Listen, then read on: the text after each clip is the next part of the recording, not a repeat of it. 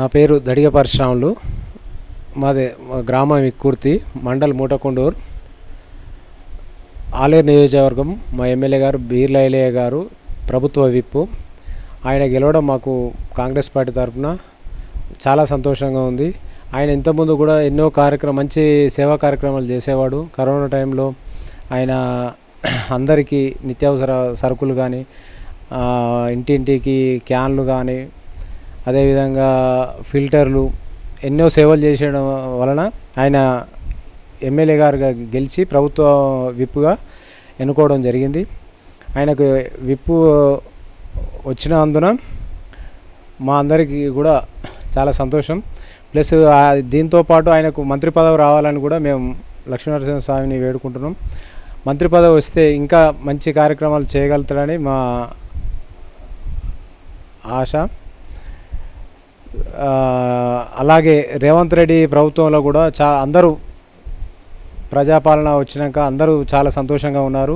2 లక్షల రుణమాఫీ కానీ, అలాగే ఇందిరమ్మ ఇండ్లు కూడా ఆల్రెడీ ఖమ్మంలో స్టార్ట్ చేయడం జరిగింది. ఈ సంవత్సరం కూడా ఈ కంపల్సరీ మా విలేజ్ కూడా 20-30 ఇండ్లు ప్రతి ఏటా ఇస్తామని చెప్పి కూడా మా ఎమ్మెల్యే గారు చెప్పడం జరిగింది. ఇంతకుముందుకు గత 10 ఏళ్ళల్లో కేసీఆర్ గారు ప్రతి ఏ గ్రామంలో కూడా ఒక ఇల్లు కానీ ఏది ఇవ్వలేదు. రుణమాఫీ కూడా అందరికీ కరెక్ట్ జరగలేదు. 5 ఏళ్ళకు రాగానే ₹1,00,000 రుణమాఫీ చేస్తా అని చెప్పి 5 సంవత్సరాలు కూడా పూర్తిగా ఆయన రుణమాఫీ జరగలేదు.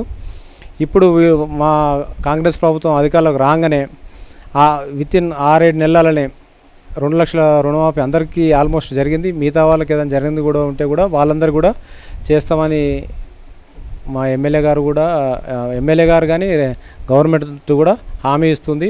అనవసరంగా వాళ్ళు ఏదో ఆందోళన అయ్యింది, ఏదో ధర్నాలు అది అని అంటారు. కానీ వాళ్ళు చేయలేక వీళ్ళకి ఏడా మంచి పేరు వస్తుందనే ఆలోచనతోనే వాళ్ళు రోడెక్కి ఇదంతా ఇబ్బంది చేస్తున్నారు.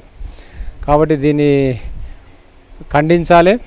నిజంగా 6 గ్యారంటీలలో కూడా ఉచిత బస్సు, ఉచిత కరెంటు, రుణమాఫీ వచ్చిన 7-8 నెలల్లోనే ఒక్కొక్కటి చేసుకుంటూ పోతున్నారు. ఆరోగ్యశ్రీ కూడా 5 లక్షలు ఉంటే దాన్ని 10 లక్షలు చేశారు. ఇంత మంచిగా చేస్తున్నా కూడా వాళ్ళకు అక్కస్తోనే ప్రభుత్వం మీద విషం కమ్ముతారు తప్ప వేరే ఏం లేదు. చాలా అందరూ కాంగ్రెస్ పార్టీ వాళ్ళే కాకుండా ప్రతి ఒక్క తెలంగాణ పౌరుడు రేవంత్ రెడ్డి పాలనలో అందరూ చాలా సంతోషంగా ఉన్నారు. రేవంత్ రెడ్డి సీఎం అయినా కూడా ప్రతి ఒక్కరిని కలవడం కూడా ఆయన జరుగుతుంది. ఇంతకుముందుకున్న ముఖ్యమంత్రిని కలవాలంటే కూడా ఎవరికి అవకాశం కూడా అసలు ఆయన దగ్గర కూడా ఎమ్మెల్యేలకే అపాయింట్మెంట్ లేకపోయేది. కానీ ఇప్పుడు మా రేవంత్ రెడ్డి గారు ప్రజాపాలన పెట్టి ప్రతిరోజు అందరినీ మ్యాక్సిమం కలవడం, అందరితో కలిసి వాళ్ళ సమస్యలు తెలుసుకొని వాళ్ళ ఇమ్మీడియట్లీగా సమస్యలు పరిష్కరించడం జరుగుతుంది. సంతోషం. Thank you. ఇక్కడ మాజీ ఎమ్మెల్యే ఓడిపోవడానికి గల ప్రధాన కారణాలు ఏంటి సార్? మేడం గారు గత 10 సంవత్సరాల అధికారం నుండి ఎలాంటి కార్యక్రమాలు కానీ, సేవా కార్యక్రమాలు కానీ ఎక్కడికి తను రాకపోయేది. అసలు ఆమె ప్రజలలో ఉండేదే కాదు. ఏదో ఫస్ట్ టైం సెంటిమెంట్తో గెలిచింది. రెండోసారి ఏదో మంత్రి పదవి వస్తుందనే ఆలోచనలతోని ఆమెకు ఓట్లేసి గెలిపించారు. కానీ అసలు ఆమె ఆ ఎమ్మెల్యే పదవికే అనర్హురాలు. అదే బీర్ల ఐలయ్య గారు ఏ అధికారం లేకున్నా కూడా ఆయన ఎన్నో మంచి సేవా కార్యక్రమం చేయడం వలన ఇలా ఆయన ఎమ్మెల్యేగా కూర్చున్నారు. అతని సేవలు గుర్తించి కూడా ఆయనకు విప్పి ఇవ్వడం జరిగింది, క్యాబినెట్ హోదా. నెక్స్ట్ కూడా మినిస్టర్ పదవి వస్తుందని అనుకుంటున్నాం. ఆల్రెడీ ప్రభుత్వం విప్పిచ్చిన తర్వాత బీర్ల ఐలయ్య గారికి మంత్రి పదవి ఇవ్వటం అర్హుడా? 100% అర్హుడు సార్. 100% ఆయన ఒక బీసీ నేతగా ఇక్కడ ఉమ్మడి నల్లగొండల 12 సీట్లు ఉంటే అందులో 8 సీట్లు ఓసీ, 2 ఎస్సీ, 1 ఎస్టీ, 1 బీసీ. కావున మా బీసీల తరపున ఆయన పేద నాయకుడు, బడుగు బలహీనాల వర్గం తరపున కొట్లాడే వ్యక్తి కాబట్టి ఆయనకు మంత్రి పదవి రావాలని అందరికీ ఆశ ఉంది సార్. ఇక్కడున్న స్థానిక ప్రజలు గత ప్రభుత్వంలో కరెక్ట్ టైంకు రుణమాఫీ అయింది, కరెక్ట్ టైంకు రైతు బంధు పడింది, ఈ ప్రభుత్వంలో ఇంతవరకు రైతు బంధు పడలేదని చెప్పేసి ఇక్కడున్న ప్రజలు అంటున్నారు సార్. దీనిపైన మీ ప్రభుత్వం ఏమంటుంది, మీరేమంటారు? గత ప్రభుత్వంలో కూడా రుణమాఫీ ఎవరికి ఏం జరగలేదు సార్. రూపాయలు కూడా అన్నది కూడా 5 సంవత్సరాల వరకు ఆ మిత్తి కట్టుడే సరిపోయింది తప్ప పూర్తి ఎవరు కూడా రుణమాఫీ కాలేదు. అది ఇండ్లు అని చెప్పి ఒక పేపర్ వరకే, ఇండ్లు అనేది పేపర్ వర్క్ వరకే అయిపోయింది. ఎక్కడ కూడా ఇండ్లు ఇవ్వలేదు, రుణమాఫీ జరగలేదు. రేవంత్ రెడ్డి గారే తక్షణమే రాగానే 2 లక్షల రుణమాఫీ 6 నెలల్లో చేస్తున్నాడు. చేసి ఆగస్టు 15 లోపు 2 లక్షల రుణమాఫీ చేస్తున్నాడు, చేసిండు. ఇంకా కూడా ఏమన్నా కాని వాళ్ళు ఉంటే కూడా ఏదన్నా చిన్న మిస్టేక్ వల్ల కాలేదని చెప్తుండు. దానివల్ల 100% వాళ్ళకు కూడా న్యాయం చేస్తాడు. సరే, ఇక్కడ ఉన్న ప్రతిపక్షాలు బీర్ల ఎలయ్య ఆల్రెడీ భూ కుంభకోణాలు మొదలుపెట్టిండని చెప్పేసి కొంతమంది ఇక్కడ ఉన్న ప్రతిపక్షాలు అంటున్నారు. దీనిపైన మీరేమంటారు సార్? అలాంటివి ఏం లేవు సార్. అది అక్కస్తో మాట్లాడుతున్న మాటలే తప్ప ఆయనకు అలాంటిది అవసరం లేదు. ఆయన అలాంటి వ్యక్తి కూడా కాదు. ఎన్నడూ ఆలేరు నియోజకవర్గంలో 50,000 మెజార్టీ అయింది అతనికి. ఈసారి 50,000 మెజార్టీ, మొదటిసారి ఆలేరు నియోజకవర్గం నుంచి 50,000 మెజార్టీతో అత్యధికంగా గెలిపించారు. ఆయన ఈ 5 సంవత్సరాలు కాదు సార్, ఇంకో 5 సంవత్సరాలు కూడా తనే ఉంటాడు సార్. ఇక్కడ స్థానిక ప్రజలు 5% ఉన్న రెడ్డిలే రాజ్యం వెళ్తున్నారు, 50% ఉన్న బీసీలు మాత్రం ఎక్కడ కూడా మనం మంత్రి పదవులు కానీ ఎక్కడ లేదు. ఈసారి మా బీర్ల ఎలయ్య గారికి మంత్రి పదవి వస్తుందా రాదని అంటున్నారు సార్. నిజంగా ఎంతవరకు సార్? మాకు కోమటిరెడ్డి వెంకరెడ్డి ఆశీస్సులు, రాజగోపాల్ రెడ్డి ఆశీస్సులు, రేవంత్ రెడ్డి గారి ఆశీస్సులు, మా పక్కనే ఉన్న లక్ష్మీనరసింహస్వామి ఆశీస్సులతో కంపల్సరీ తప్ప మా బీర్ల ఎలయ్యకు మంత్రి పదవి వస్తుందని ఆశిస్తున్నాం. ఖచ్చితంగా వస్తుంది. ఆయన చేయగలుగుతాడు, తిరగలుగుతాడు.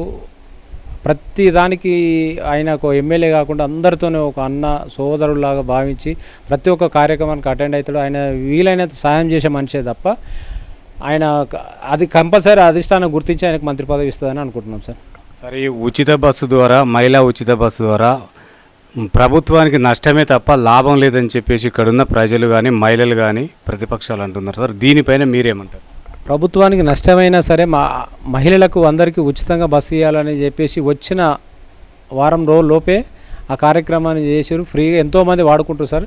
లక్షల మందికి, అంటే కొంతమందికి డబ్బులు ఉన్న వాళ్ళకు అది పెద్ద సమస్య కాకపోవచ్చు, కానీ మామూలు రోజువారీ కూలీలు చేసుకునే వారికి మాత్రం ఉచిత బస్సు అనేది చాలా ఉపయోగపడుతుంది సార్. 100% అది మంచిదే.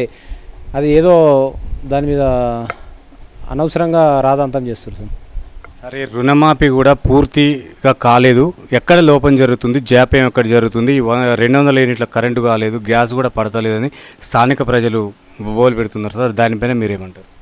సార్, రుణమాఫీ అనేది రేషన్ కార్డు లేని వాళ్ళకు, లేకపోతే 2 లక్షల మీద ఉన్న అమౌంట్ వాటికి మాత్రమే కాలేదు. అవి కూడా మిగతా అమౌంట్ పే చేస్తే 2 లక్షలు మాఫీ చేస్తున్నారు. రేషన్ కార్డుతో కూడా సంబంధం లేకుండా ప్రతి ఒక్కరికి కంపల్సరీ 2 లక్షల వరకు.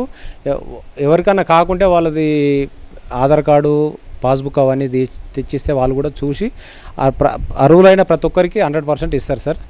ఇది ప్రజాప్రభుత్వం, ప్రజల పాలన సార్. ఇది కంపల్సరీ అందరికీ రుణమాఫీ జరుగుతుంది.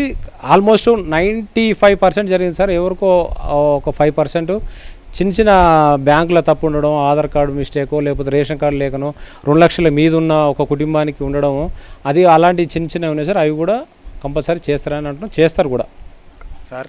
ఈ ఎస్సీ వర్గీకరణ పైన మీ అభిప్రాయం ఏంటి సార్? ఎస్సీ వర్గీకరణ గురించి నాకు అంత లేదు సార్. అది ఏదైనా మనకు దాని మీద అంత ఐడియా లేదు సార్. సార్, ఇప్పుడు ఎన్నికలకు ముందు ఇక్కడ స్థానికంగా ఉన్న ఎమ్మెల్యే గారు ఇచ్చిన హామీలు ఎంత మేరకు నెరవేర్చిండు, ఏమేమి పెండింగ్లు ఉన్నాయి సార్? సార్, మా ఎమ్మెల్యే గారు వచ్చి అక్షరాల ఇప్పటికి 7-8 నెలలు మాకు మా విలేజ్ను కూడా మూటకుంట్రు మండలం నుంచి తీసేసి ఆలేరు మండలంలో కలుపుతానని మాకు మాట ఇచ్చారు.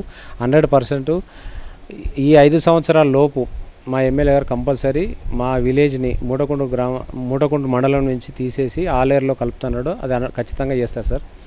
అది ఆయన మాట నిలబెట్టుకునే మనిషి. ఖచ్చితంగా మాకు న్యాయం జరుగుతుంది. మాకు మూటకుంట్రు పోవాలంటే చాలా ఇబ్బంది సార్. మాకు బస్సు ఫెసిలిటీ ఉండదు, ఆటోలు ఉండవు. దానివల్ల మేము ఎమ్మెల్యే గారికి మా ఎలక్షన్ల ముందే హామీ ఇచ్చిండు. దాన్ని కంపల్సరీ రేపు రాబోయే స్థానిక సంస్థలలో కూడా ఏ కాంగ్రెస్ పార్టీ సర్పంచులు కానీ ఎంపీటీసీ కానీ గెలిపించుకొని మా విలేజ్ నుంచి మాత్రం 100% ఆలేరులో కంపల్సరీ మా ఇక్కుర్తి గ్రామాన్ని ఆలేరు మండలంలో కలుపుతాడని మాకు హామీ ఇచ్చాడు సార్. అది ఖచ్చితంగా జరుగుతుంది సార్. ఇప్పుడు స్పెషల్ ఆఫీసర్లు వచ్చిన దగ్గర నుండి గ్రామాలు మొత్తం కుంటుపడుతున్నాయి. ప్రజల సమస్యలు ఎవరికి చెప్పాలన్నా కూడా వాళ్ళకు అర్థం కాని పరిస్థితి ఉంది సార్. ఇప్పుడు సర్పంచ్ ఎన్నికలు ఎక్కడ జాప్యం జరుగుతుంది, ఎందుకు కావట్లేదు సార్? ఇది స్పెషల్ ఆఫీసర్ అనేది అయితే కొంచెం సర్పంచ్, వార్డు మెంబర్లు, ఉప సర్పంచ్ ఉన్నట్టు ఉండదు కాబట్టి ఈ బీసీ వర్గీకరణ జరిగినాకనే ఎలక్షన్లకు వెళ్దామని అప్పుడు హామీ ఇచ్చారు కాబట్టి దానికోసమే బీసీలు 60% మంది ఉంటారు కాబట్టి వాళ్ళకు న్యాయం జరగాలనే ఉద్దేశంతో బీసీ వర్గీకరణ కోసమే ఆపుతారు తప్ప వేరే ఏం లేదు. కంపల్సరీ ఖచ్చితంగా బీసీ ఆల్మోస్ట్ నవంబర్లో ఎలక్షన్ జరుగుతాయి సార్ ఖచ్చితంగా. సార్, ఈ గ్రామంలో కోతులతోటి రైతులు కానీ ఇళ్లల్లో ఉన్న మహిళలు చాలా ఇబ్బందులు పడుతున్నారు సార్. వాటి నిర్మూలన కోసం మీ ఎమ్మెల్యే గారు కానీ మీ ప్రభుత్వం కానీ ఏం చేస్తుంది సార్? సార్, మా ఊర్లో అయితే కోతుల బాధ చాలా ఉండే సార్. మా కుర్తు నుండి హరిశంకర్ రెడ్డి అని కార్పొరేటర్ ఉంటాడు సార్ హైదరాబాద్లో. అతనికి ఆయన దృష్టికి తీసుకెళ్తే తను కూడా 2-3 లక్షలు ఇచ్చి కోతులు పట్టియడం జరిగింది. అయినా ఇంకొన్ని ఉన్నాయి, అది కూడా మా ఎమ్మెల్యే గారి దృష్టికి తీసుకుపోతాం. ఆ ఉన్న కోతుల బేడద కూడా మొత్తం పోయే విధంగా మా ఎమ్మెల్యే గారితో మళ్ళీ అదేవిధంగా హరిశంకర్ రెడ్డి గారిని కూడా కలిసి కంపల్సరీ ఎలాంటి బాధ లేకుండా చూస్తాం సార్.